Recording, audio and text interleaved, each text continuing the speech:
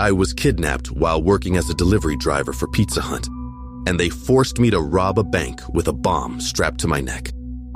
That night felt normal at first until the last ticket came in just before closing. The order didn't have a name, only a phone number that didn't answer when I called, and the address looked incomplete, like someone had typed it in a hurry or didn't care if it was accurate. But my manager didn't want to cancel it and told me to just take it and come back.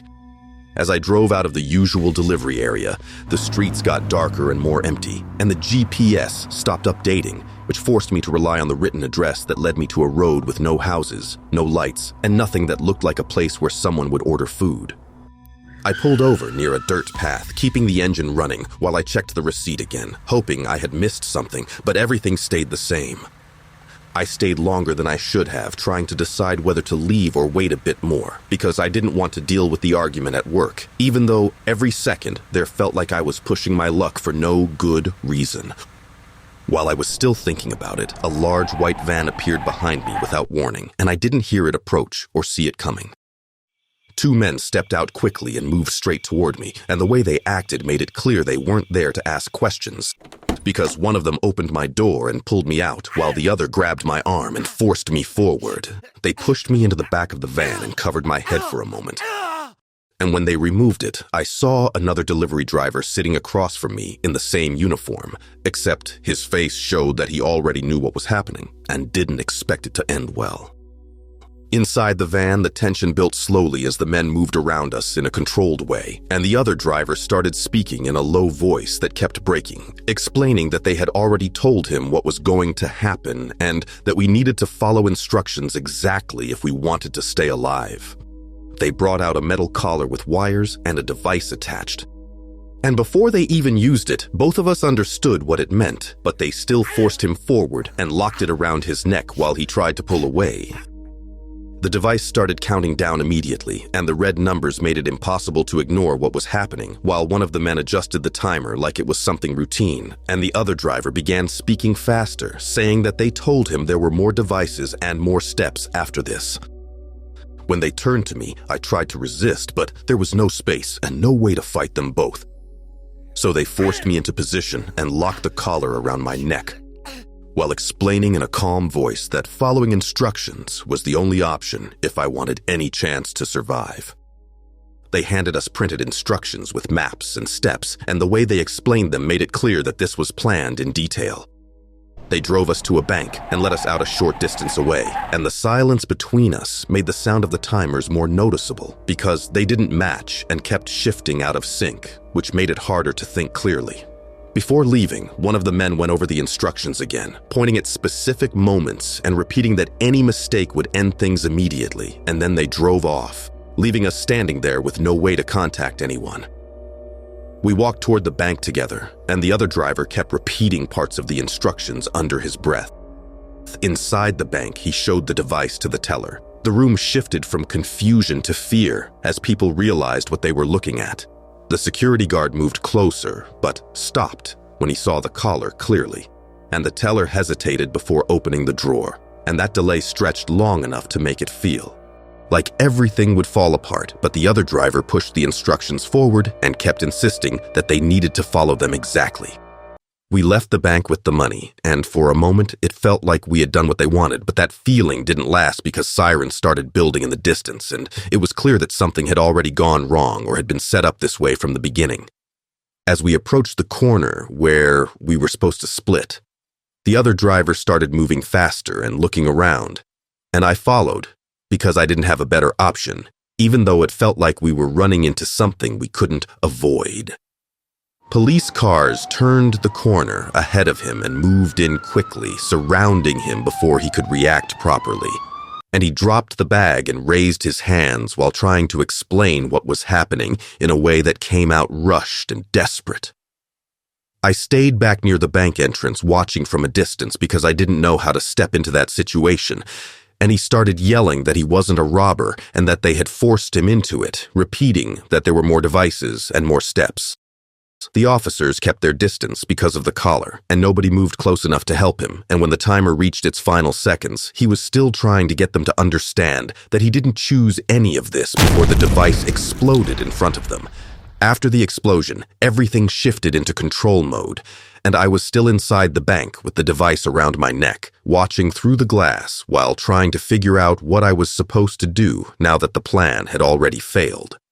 The tension stayed high, because now every second felt like it could be mine. And when one of the officers noticed me and pointed toward the device, the attention moved in my direction without anyone getting too close. I raised my hands slowly and tried to explain that I was forced into it and that there was a bomb attached. And even though my voice didn't come out clearly, they understood enough to keep their distance and start clearing the area around me. Time moved slowly while they waited for the bomb squad, and nobody rushed in because they didn't know what would trigger it. And I stayed in place following every instruction they gave me because it was the only thing I could do. When the timer on my device stopped without triggering anything, nobody reacted right away. And they waited before moving closer, and when they finally removed it piece by piece, the weight coming off my neck made it hard to stay standing. They questioned me for hours after that, going over every detail of what happened, and I told them everything I remembered about the van, the men, the instructions, and the other driver, whose name I learned later was Brian. As they investigated further, they found more parts of the plan, including additional instructions and devices that suggested this was meant to continue beyond the bank, which made it clear that what we went through was only one part of something larger.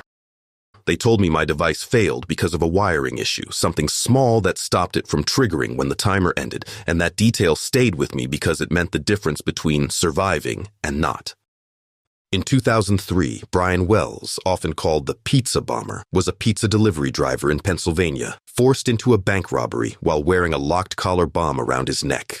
After leaving the bank with money, he was quickly stopped by police in a nearby parking lot, where he repeatedly insisted that he was not a willing participant.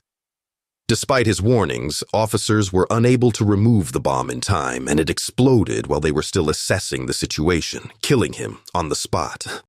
The investigation that followed revealed a complex and premeditated scheme involving multiple people, including Marjorie Deal Armstrong and Kenneth Barnes, showing that Wells had been manipulated and used as part of a larger plan that was never meant to let him survive. This is my story of how a Pizza Hut order saved my life. I had been in that relationship long enough to understand how things could turn without warning, and even though it started like something normal, it slowly became a situation where everything I did had to be measured to avoid another fight. He did not like when I went out. He did not like when I talked to people he did not know.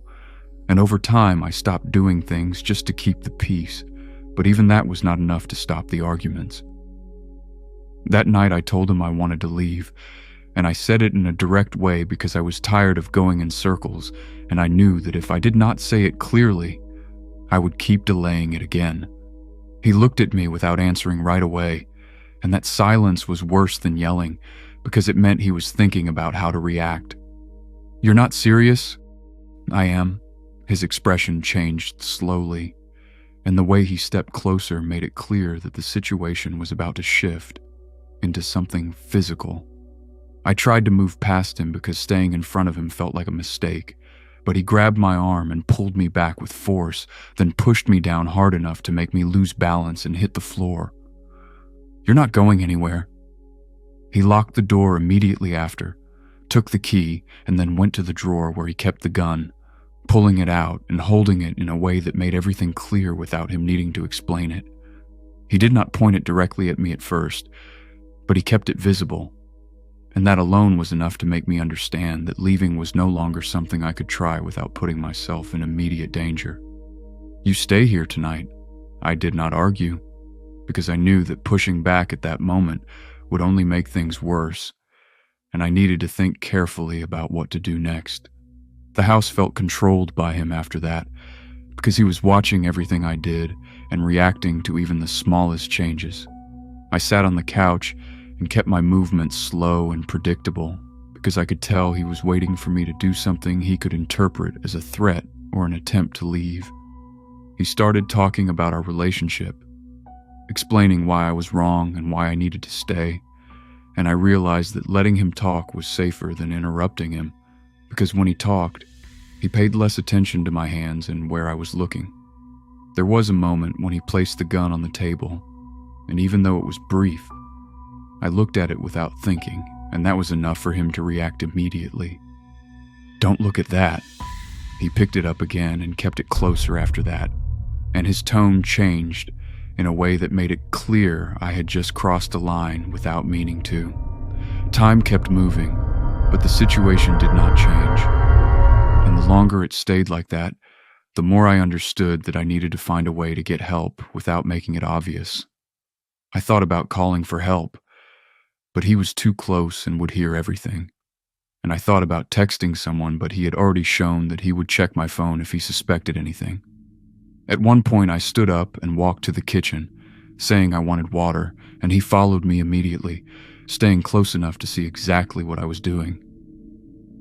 "Don't take long. I won't." He stayed there while I filled the glass, watching me the entire time, and that made it clear that even simple actions were being monitored closely. My phone made a sound on the counter, and both of us looked at it at the same time. But he reached it first and picked it up, checking the screen before I could move. "Who is that?" "It's nothing." He held the phone for a few seconds, then looked at me again as if he was trying to read my reaction, and I kept my face neutral because I knew any sign of tension could make him suspicious. I needed to change the situation in a way that looked natural, because staying in silence was making him more alert and unpredictable, and that was increasing the risk of something worse happening. "I'm hungry." He did not answer right away, and the pause made the moment feel unstable, but I stayed still and waited until he responded. "We can order something." There was a long gap after that, and I could see him thinking about it, deciding if this was safe or not, and I kept my posture relaxed so he would not see it as a threat. "I can order it." He looked at me for several seconds, then handed me the phone slowly, like he was still unsure but willing to take the risk. That was the only real chance I had, and I knew I had to use it carefully without doing anything that would make him take the phone back immediately. The screen felt too bright in that moment, and I focused on moving at a normal pace, because any sudden movement could make him suspicious. "What do you want?" "Pizza Hut." He agreed, but asked me to order online since he wasn't allowed to use the phone. I opened the app and selected the items step by step, making sure not to rush or skip anything. Everything needed to look normal. The order page loaded fully, and I moved to the instruction section, which was small but important because it was the only place I could write something without him paying attention immediately. I typed the message in simple words so there would be no confusion. "Please help. Get 911 to me. 911 hostage help." I checked it quickly, then placed the order and handed the phone back to him without hesitation, keeping the motion smooth so it would not stand out. "Good." After that, the waiting started, and it felt like the most dangerous part because there was nothing left to control. And everything depended on whether someone would read that message and act on it. He started to relax slightly, lowering the gun a bit and leaning back, and it was clear that he believed the situation was stable again. Every sound outside became important, but I kept my reactions minimal. I did not want him to notice that I was paying attention to anything beyond the room. Then the delivery person knocked on the door. I didn't get it. Hadn't they read my instructions? Did they think it was a joke? Stay there, I thought about getting up off the couch and running away, but it all happened so fast. The moment the door opened wider, the person outside was not just a delivery driver, it was an ambush. They stepped in with control, grabbing his arm and forcing the gun away from him while pushing him against the wall, and he reacted with confusion and anger, trying to pull free but failing. He struggled and shouted, but they brought him down to the floor and secured his hands behind his back, ending the situation after hours of tension. One of them spoke to me and asked if I was okay, and I answered without thinking too much, because I was still processing everything. They showed me the order receipt, and my message was printed clearly in the instruction section, exactly as I'd written it, and seeing it there made everything feel real. That small decision, using that space to ask for help, is what brought them to my door. People ask how I managed to think of that, and the truth is that I was not thinking in a calm way. I was just looking for one option that would not get me hurt. In 2014, Cheryl Treadway, a woman from Florida, found herself trapped in her home by her boyfriend, Ethan Nickerson, who was threatening her and refusing to let her leave.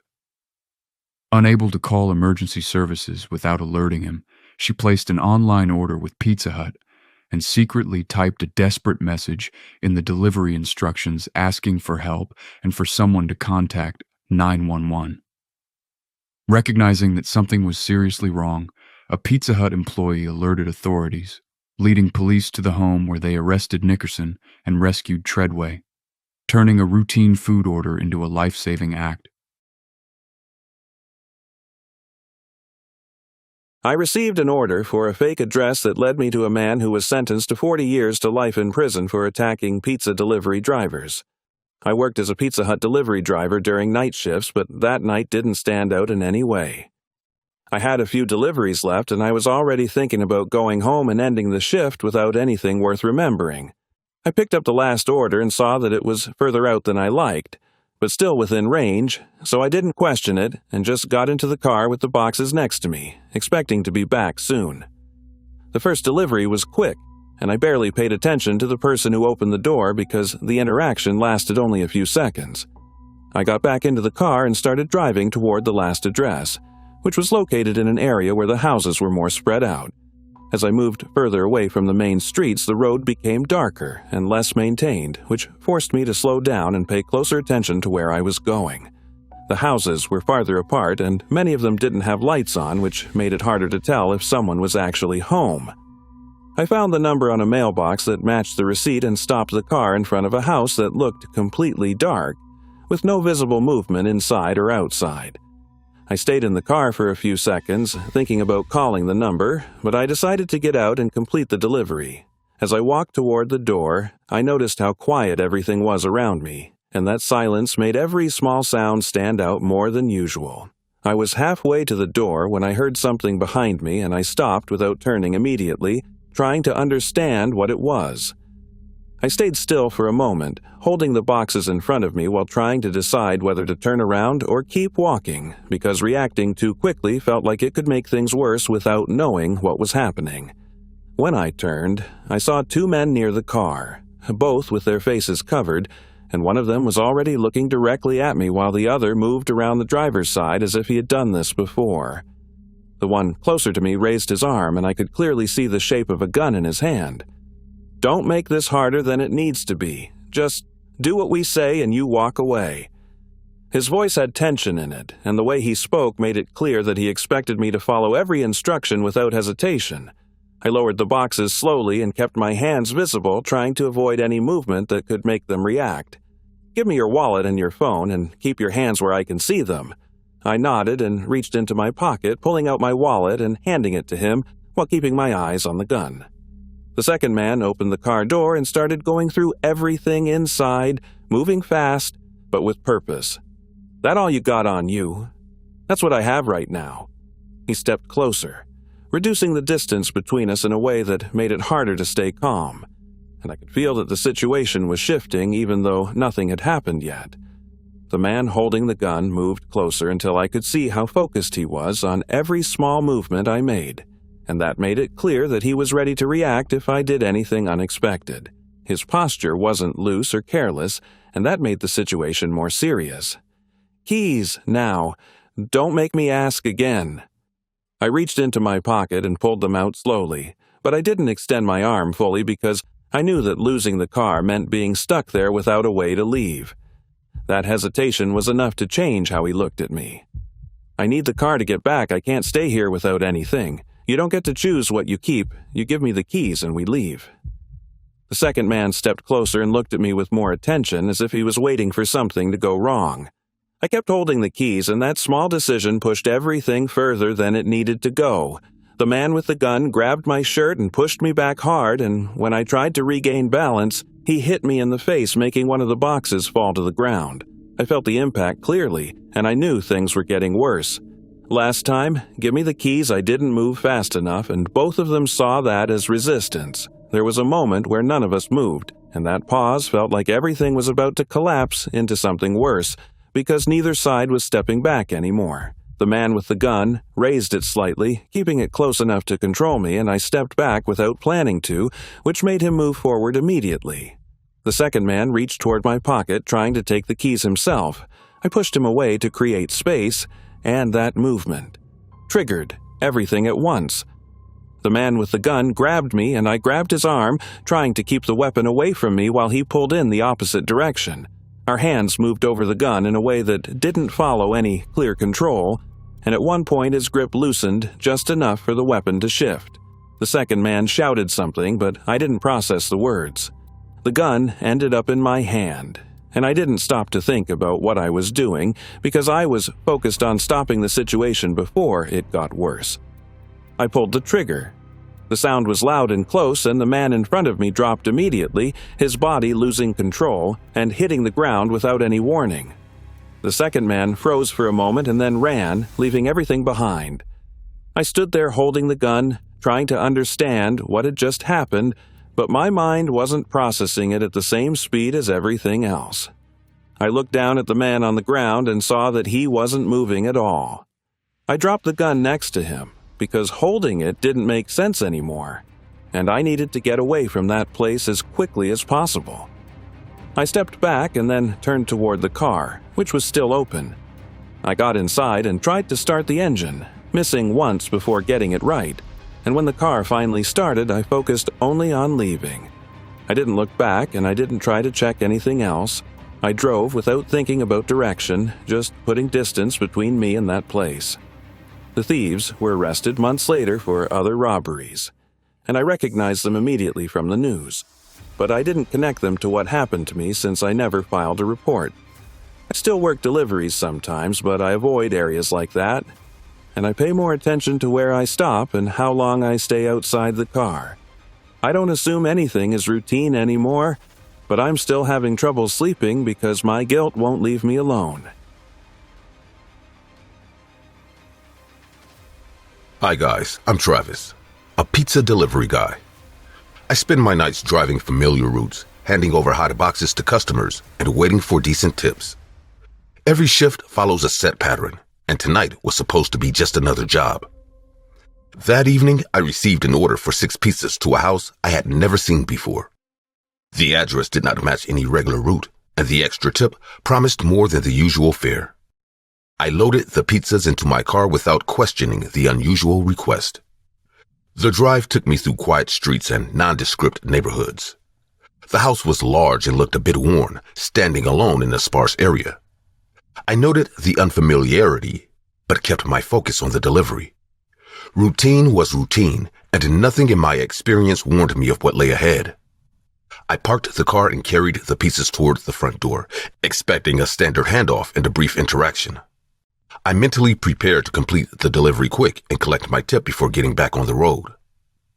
At the door, an elderly woman greeted me with a thin smile and a nod. She motioned me inside without any further explanation, as if inviting a regular guest. I stepped into the foyer, the quiet interior belying any hint of trouble. Inside, a handful of elderly people sat around a modest living area. Their clothes were simple and their faces, while lined with age, showed a firm determination. I placed the pizzas on a table near the center and noticed a rough circle marked on the floor. The layout of the room was odd. A circle of chairs and a space that seemed meant for more than the casual conversation. I wondered why a delivery meant for a party would be arranged in such a peculiar manner. My curiosity grew, but I kept silent and focused on the job. Before I could ask any questions, a heavy door slammed shut behind me. The sudden noise cut through the low murmur in the room, and I realized that the gathering was not a simple party at all. In the center of the room, a group of elderly people formed a rough circle. Their murmurs turned to steady rhythmic chants that I could not decipher. The setup was deliberate, and every detail suggested that my arrival was part of a larger plan. A couple of seniors stepped forward and guided me into the circle. Their movements were firm and unyielding, leaving no choice but to comply. I stood there with the pizzas forgotten at my feet, the gravity of the situation sinking in. The low chanting filled the room as my eyes darted around, taking in the crude symbols on the walls and the rough marks on the floor. The scene was far from a casual gathering. It was organized and intense. Every member of the group focused on me like I was the centerpiece of a dark ritual. I scanned the faces around me, noting nothing overly hostile yet, an unmistakable determination in every gaze. The silence between the chants grew thick, and I realized I was trapped in a situation that had been meticulously arranged for someone like me. Standing in the circle, I soon noticed a large, muscular man among the group. His build was imposing, and his face showed the resolve of someone accustomed to command. With slow, measured steps, he closed the gap between us, his presence drawing every eye. Without any verbal warning, the man struck me hard on the side. The impact knocked the wind from me and forced my body against the rough floor. In that moment, any hope of a peaceful exit faded, replaced by the clear message that I was not to leave the circle. The chanting escalated as the man's hit resonated through the room. Each face turned rigid as the group focused on maintaining their formation. I tried to muster a reaction, noting every movement and any possible flaw in their tight control. Amid the relentless ritual, I noticed a slight hesitation in the man's stance, a small opening that might give me a chance. The controlled order of the gathering wavered for a split second, and I mentally planned my next move with the urgency of someone fighting for their life. In that brief moment of distraction, I made my move. I lunged at the imposing figure and bit hard into his ankle. The action was raw and instinctive, and the man grunted as the unexpected pain disrupted his control. Chaos briefly broke the rhythm of the chant. The disturbance sent shockwaves through the circle, and I used the moment to scrabble towards the nearest exit. I kicked aside chairs and dodged low tables, every step fueled by a mix of adrenaline and desperation. The organized chant dissolved into shouts and confused grunts. Behind me, the once steady voices became a chaotic chorus of anger and disbelief. The muscular man staggered, and the rigidity of the group faltered. The brief confusion gave me the window I needed to break free from their hold. I forced the window open with a determined shove and clambered onto the narrow ledge. My escape was rough and haphazard, but it was enough. I ran down the side of the house, not looking back, as the sounds of the disturbed ritual faded into the distance. Outside on the cold pavement, I paused only long enough to catch my breath and to check my injuries. The pain from the hit and the bite was real, but the pressing need to escape kept me moving. I didn't stop to examine the scrape or the bruises. Every second counted. I pulled out my phone and dialed the police, describing the bizarre scene in clear, direct terms. My account was straightforward. An unexpected party, a forced circle, a violent attack, and a desperate escape. I expected the authorities to treat my story with urgency.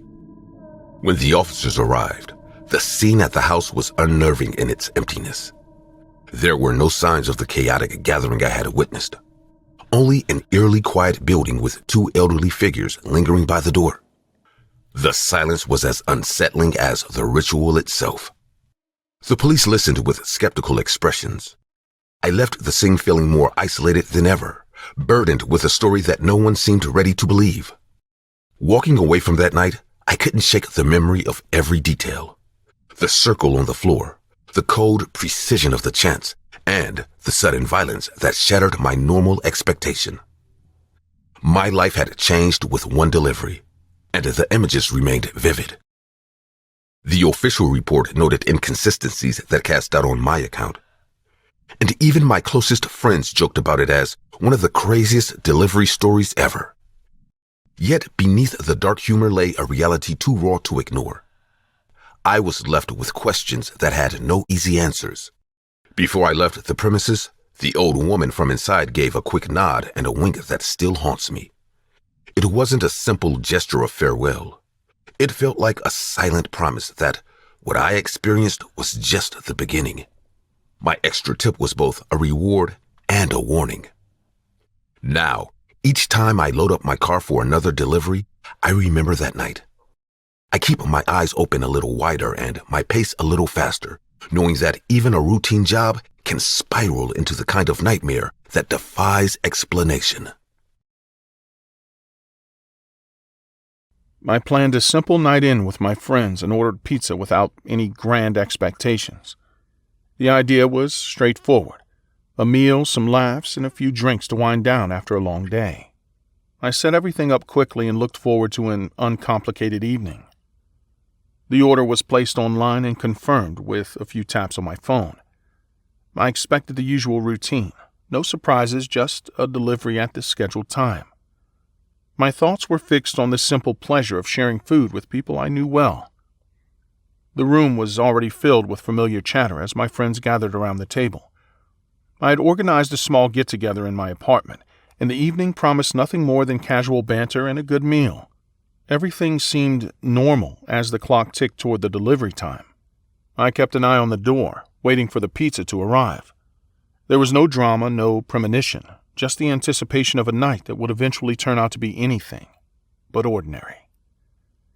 The stage was set for a routine dinner that would soon take a dark twist.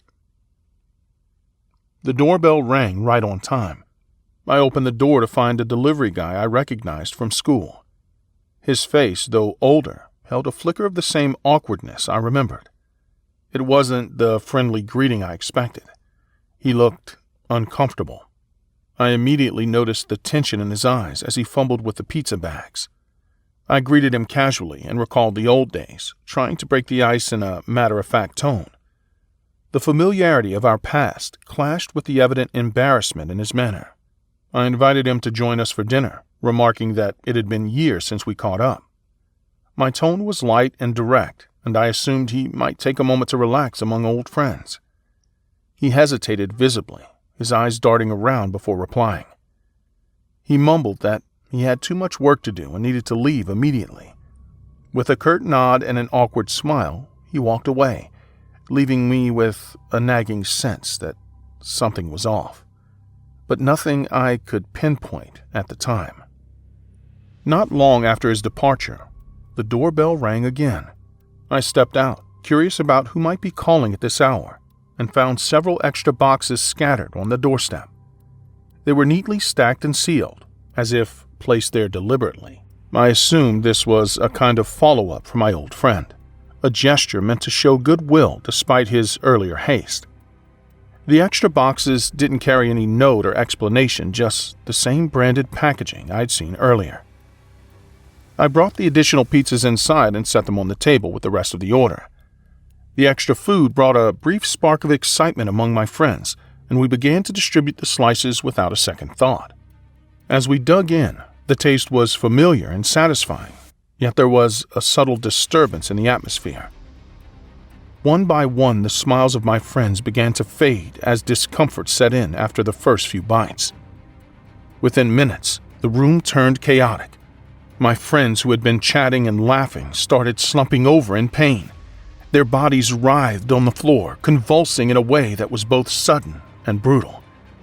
I moved to help, calling out for someone to dial for help, but the noise and panic drowned out my words. Every face that once held cheer now twisted in agony, and I could only watch as the meal transformed into a nightmare. Then, with a force that shattered the thin apartment door, it crashed open. In the wreckage of splintered wood and frantic noise, the familiar figure of the delivery guy reappeared. This time, his demeanor radiated unrestrained anger. He strode into the room, his steps heavy and determined, leaving no doubt that he was no longer the hesitant man from a few moments before. His arrival marked the beginning of something far more sinister than a simple case of food poisoning. The delivery guy didn't waste time.